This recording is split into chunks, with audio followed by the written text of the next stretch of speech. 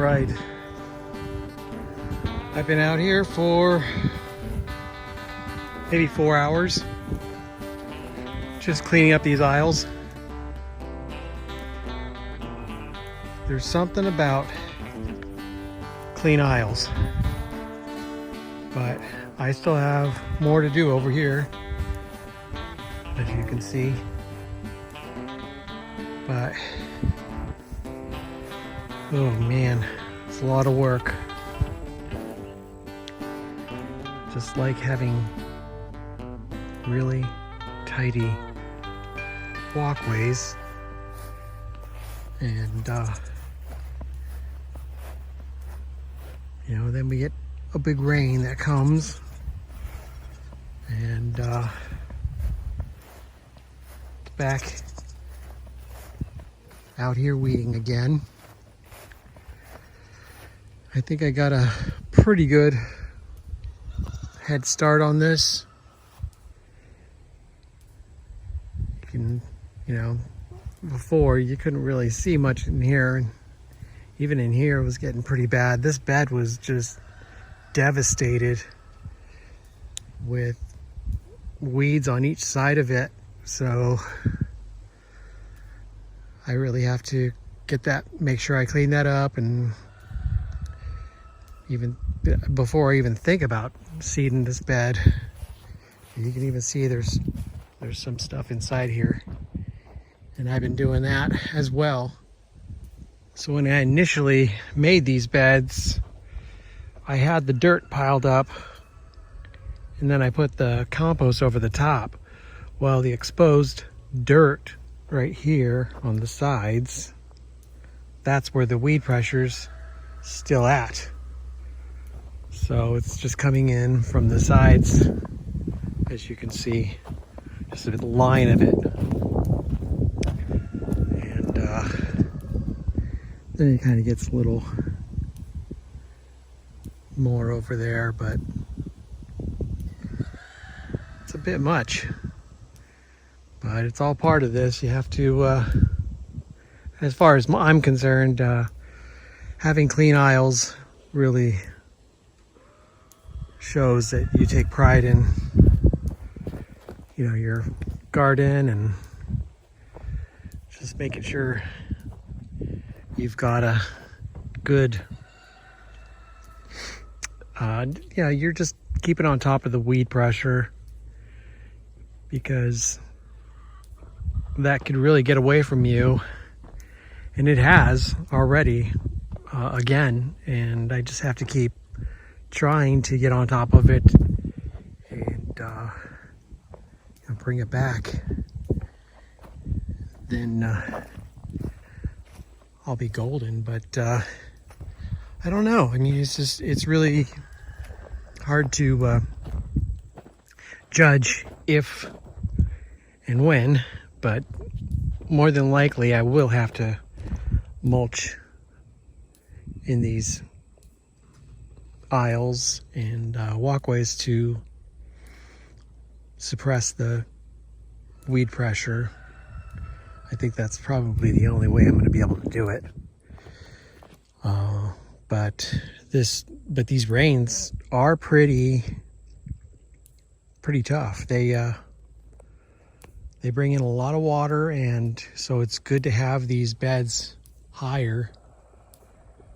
And I specifically designed them to be higher so the water can get in there and stay away from erosion.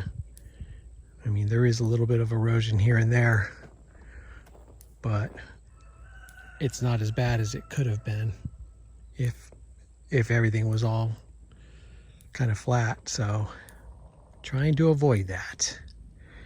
And I may have to, over here, since it's so flat, I may have to kind of dig a little bit of a, you know, kind of a trough to gather the water, because these last few beds are going to be sitting on some pretty flat ground. So I'll need to kind of go and put some kind of a deeper thing to hold the water. That might erode some of that compost, and I don't want any of that. My wife and I have been seeing these ladybugs, so that is cool. Yeah. There's a lot of them around here, so hopefully they can help with this right here. Look, this is not good right here. This plant is just toast.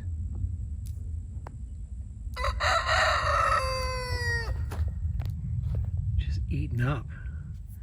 And I don't know what it is, but maybe if it's coming out of the, not seeing any. I don't know, kind of does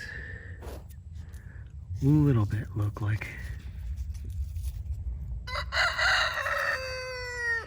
There might be some bug activity here. This one's just as bad. It's underneath the leaves here.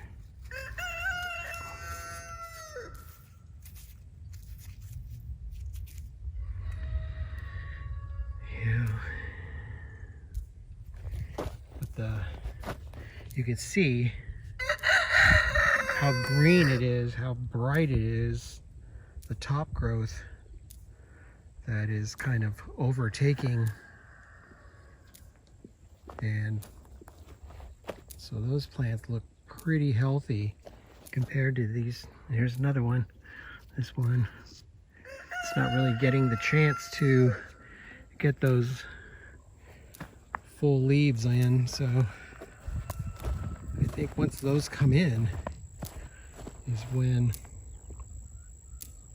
perhaps the and another one. Oh, it was a ladybug. So keep an eye on these guys.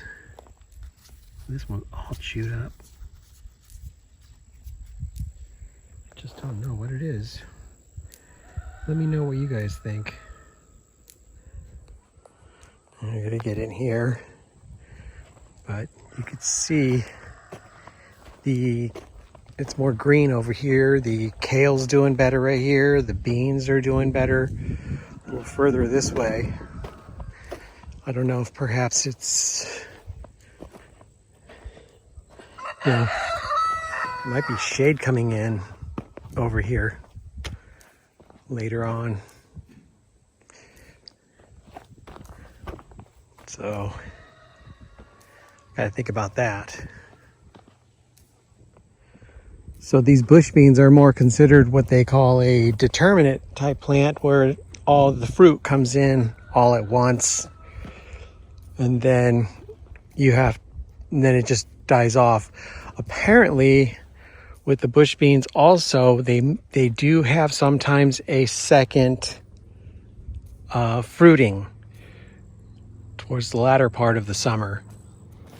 It is always probably good to do a succession, and so get all your fruit from this, get another bed that I have enough seeds to do one more, so I think probably I should do that to get some succession planting out of the beans, and so we can have some through the off season. Can't wait to try this Sugar Rush and see how well they do, but they are just exploding, and that's what I've researched and found that they do. They just fruit so much, so that's gonna be so cool, and I can't wait to taste them. Apparently they are really sweet. I give you that Sugar rush. So I can't wait to taste that. You know, I'd rather have flavor than a really hot pepper. Like, I don't even want to attempt any ghost peppers or Carolina Reapers. It's just, there's no flavor. You're not getting anything out of it.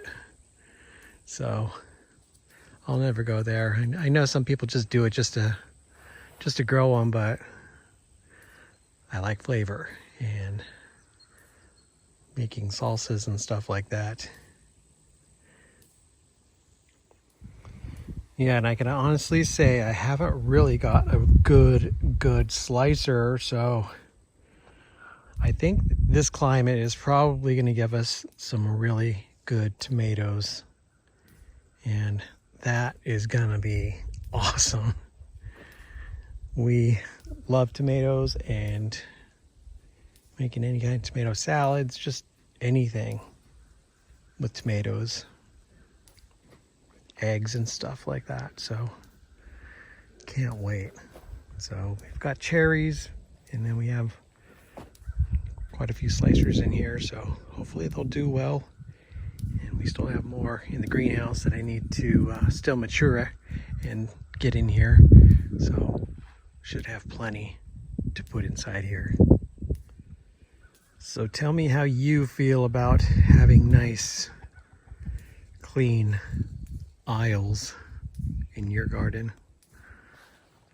Do you think it's as important as I do? Because I just think it just cleans everything up. It's so nice, and just makes all your labor, when you taste that goodness right there, so worth it. Hope you guys are doing well. Stay gold.